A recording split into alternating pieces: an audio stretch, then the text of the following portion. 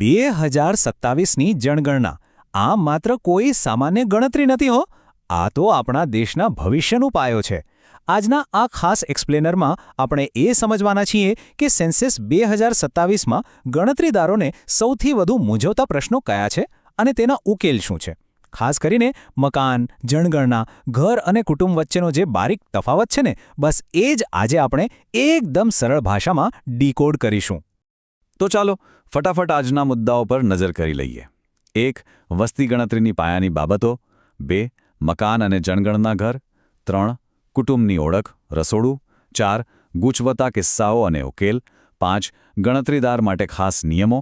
અને છેલ્લે 6. Digital census અને ભવિષ્ય.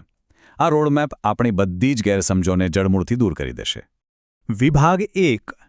વસ્તી ગણતરીની પાયાની બાબતો. હવે સૌથી પહેલો સવાલ એ થાય કે આ બધું આટલું બધું અગત્યનું કેમ છે? તો સાંભળો, આ કોઈ ફોર્મ ભરવાનું કંટાળાજનક કામ જરાય નથી. આ તો એકદમ હાઈ સ્ટેક્સ ડેટા કલેક્શન છે.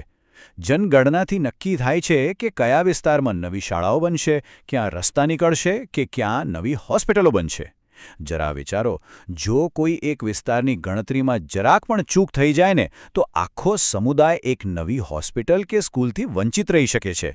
એટલે જ ગણતરીદારનું કામ ખરેખર ખૂબ જ જવાબદારીવાળું છે.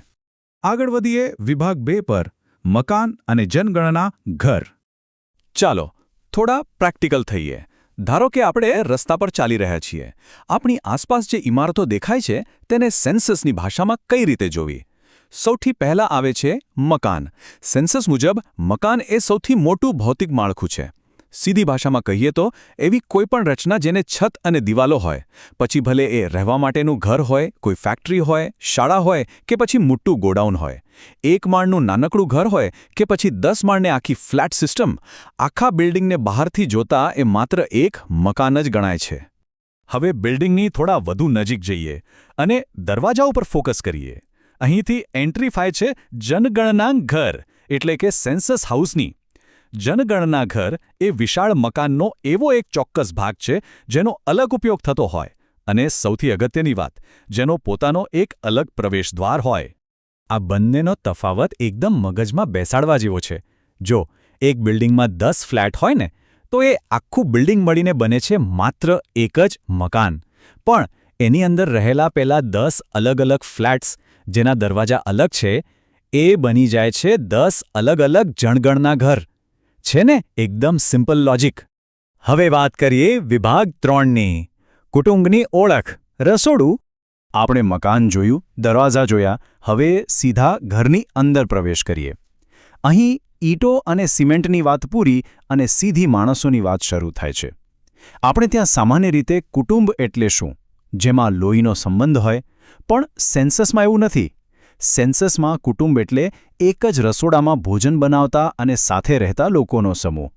આ સેન્સસનું સૌથી માઇક્રો લેવલનું એટલે કે સૌથી નાનું એકમ છે. અને આ છે આપણો આજનો સુવર્ણ નિયમ. એક રસોડું બરાબર એક કુટુંબ. ગણતરી કરતી વખતે કોઈ પણ પ્રકારની મૂંઝવણ થાય તો બસ આ એક જ નિયમ યાદ રાખવાનો. ઘરમાં કેટલા કુટુંબો છે એનો અંતિમ નિર્ણય ઘરના રસોડાની સંખ્યા પરથી જ લેવાય છે. હવે આ સુવર્ણ નિયમ મુખ્યત્વે 3 પ્રકારના કુટુંબોને લાગુ પડે છે. પહેલું, સામાન્ય કુટુંબ જ્યાં પરિવારના સભ્યો હળીમળીને રહેતા હોય. બીજું, એકલ વ્યક્તિ કુટુંબ એટલે કે કોઈ સ્ટુડન્ટ, કોઈ નોકરિયાત કે પછી કોઈ વૃદ્ધ વ્યક્તિ જે એકલા જ રહેતા હોય. અને ત્રીજું છે સંસ્થાકીય કુટુંબ, જેમાં હોસ્ટેલ, આશ્રમ, જેલ કે વૃદ્ધાશ્રમમાં રહેતા લોકોનો સમાવેશ થાય. જગ્યા ભલે ગમે તે હોય, રસોડાનો નિયમ બધે જ પથ્થરની લકીર છે. વિભાગ 4, ગૂંચવતા કિસ્સાઓ અને ઉકેલ. હવે વાસ્તવિક દુનિયા કંઈ આટલી સીધી અને સરળ થોડી હોય છે. જ્યારે આપણે કોઈ ગીચ વિસ્તારમાં જઈએ ત્યારે ખરા પ્રશ્નો ઊભા થાય. એક ઉદાહરણ લઈએ. ધારો કે એક બિલ્ડિંગ છે જેમાં નીચે દુકાન છે અને ઉપર રહેવા માટે ફ્લેટ છે. તો શું કરવાનું? સ્ટેપ 1, આખા બિલ્ડિંગને એક મકાન તરીકે ગણવું. સ્ટેપ 2, દુકાન અને ફ્લેટના પ્રવેશ દ્વાર અલગ છે? હા, તો એ અલગ અલગ જનગણના ઘર બનશે. અને છેલ્લે સ્ટેપ 3, ફ્લેટની અંદર જઈને રસોડા ગણવા, જેથી કુટુંબની સંખ્યા મળે. બસ આ જ લોજિકથી આગળ વધવાનું છે. ફિલ્ડમાં ઘણીવાર એવું બને કે એક જ ઘરમાં 2 ભાઈઓ રહેતા હોય. હવે અહીં શું કરવું? સિમ્પલ છે. જો રસોડું એક જ હોય તો એક કુટુંબ, પણ જો બંનેના રસોડા અલગ અલગ ચાલતા હોય તો એ 2 અલગ કુટુંબ ગણાશે. એ જ રીતે જો કોઈ ભાડુઆતનું રસોડું અલગ હોય તો એ પણ અલગ કુટુંબ. પીજીમાં રહેતા 5 વિદ્યાર્થીઓ જો એક જ રસોડામાં જમતા હોય તો એ એક જ કુટુંબ કહેવાશે. જોયું? એક રસોડાનો નિયમ કેવી સેકન્ડોમાં મોટા વિવાદો સોલ્વ કરી દેશે. વિભાગ 5 ગણતરીદાર માટે ખાસ નિયમો. હવે થોડી પ્રોટોકોલની વાત કરી લઈએ, જેનું પાલન કરવું એકદમ ફરજિયાત છે. મકાનને નંબર કઈ રીતે આપવા? નંબર હંમેશા ડાબી બાજુથી જમણી તરફ જ આપવાના, જેમ કે 1, 2, 3. પણ ધારો કે ગણતરી કરતી વખતે 3 અને 4 નંબરના મકાનની વચ્ચે અચાનક એક નવું મકાન બની ગયેલું જોવા મળે તો ત્યાં ક્રમ તોડ્યા વિના એ નવા મકાને 3A અથવા 3B એવો નંબર આપી દેવાનો. છે ને પ્રેક્ટિકલ? અને હા, ફિલ્ડમાં કામ કરતી વખતે ગણતરીદારોએ કોઈ અડસટ્ટે અંદાજ નથી લગાવવાનો હોતો.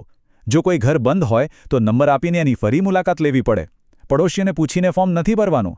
જો ઘર સાવ ખાલી હોય તો તેને વેકન્ટ લખી દેવાનું. આ ઉપરાંત ઝૂંપડપટ્ટી અને ફૂટપાથ પર રહેતા લોકોને પણ ગણતરીમાં લેવાના જ છે. અને એ ખાસ ધ્યાન રાખવાનું છે કે કોઈની ડબલ એન્ટ્રી ન થઈ જાય. ડેટાની એક્યુરેસી અહીં સૌથી મોટી વાત છે. મકાનનું વર્ગીકરણ કેવી રીતે થાય એ પણ સમજી લઈએ. જો માળખું માટી, ઘાસ, વાંસ કે ટીનમાંથી બનેલું હોય તો તેને કાચું મકાન કહેવાય. પણ જો એ જ માળખું સિમેન્ટ, આરસીસી, ઈંટ કે કોન્ક્રીટ જેવી મજબૂત સામગ્રીથી બનેલું હોય તો તેને પાકું મકાન ગણવામાં આવે છે. બસ આટલો જ તફાવત છે. આ જે કોષ્ટક છે ને, એ કોઈ પણ ગણતરીદાર માટે અલ્ટિમેટ ચીટ શીટ સમાન છે. આ 4 મુદ્દાઓ બધું જ સ્પષ્ટ કરી દે છે. અર્થની દ્રષ્ટિએ જુઓ તો મકાન એ એક આખું માળખું છે, જ્યારે જનગણના ઘર એ તેનો ઉપયોગ આધારિત ભાગ છે. એક મકાનમાં અનેક જનગણના ઘર હોઈ શકે છે. બસ આ 4 મુદ્દાઓ મગજમાં ઉતારી લો એટલે બધું જ કામ આસાન. અને હવે છેલ્લો વિભાગ, વિભાગ 6, ડિજિટલ સેન્સસ અને ભવિષ્ય. કાગળ અને પેનવાળો જમાનો હવે ધીમે ધીમે પાછળ છૂટી રહ્યો છે. સેન્સસ 2027 એકદમ હાઈટેક થવા જઈ રહ્યું છે. આ વખતે ગણતરીદારોના હાથમાં મોબાઈલ એપ હશે, જીપીએસ બેઝડ લોકેશન ટ્રેકિંગ હશે અને સીધી ઓનલાઈન ડેટા એન્ટ્રી થશે. ડિજિટલ મેપિંગ જેવી સુવિધાઓને લીધે ફિલ્ડમાં થતી માનવીય ભૂલો એકદમ ઘટી જવાની છે. મતલબ કે કામ ઝડપી અને ડેટા વધારે સચોટ. તો આખી આ કવાયતનો સાર શું નીકળ્યો? બસ આ 3 વાક્યો જ યાદ રાખવાના છે.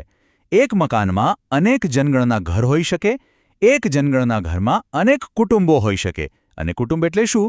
એક રસોડું બરાબર એક કુટુંબ. આ મેક્રોથી માઇક્રો સુધીની ચેન મગજમાં બેસી ગઈ એટલે ગણતરીમાં ક્યારેય કોઈ ભૂલ નહીં પડે. તો છેલ્લે એક વિચારવા જેવો પ્રશ્ન. આપણે જોયું કે એક નાનકડી ભૂલ આખા વિસ્તારની શાળાઓ અને હોસ્પિટલોના આયોજનની દિશા બદલી શકે છે. લાખો ગણતરીદારોના ખભા પર આવનારા દાયકાઓનું ભવિષ્ય રહેલું છે. દરેક સાચો આંકડો એ સાચા વિકાસની ચાવી છે. તો આટલી બારીકાઈથી બધું સમજ્યા પછી શું આપણે 2027ની આ અત્યંત મહત્વપૂર્ણ અને ઐતિહાસિક પ્રક્રિયા માટે સંપૂર્ણપણે તૈયાર છીએ? જરૂરથી વિચારજો. આજના એક્સપ્લેનરમાં જોડાવા બદલ આભાર.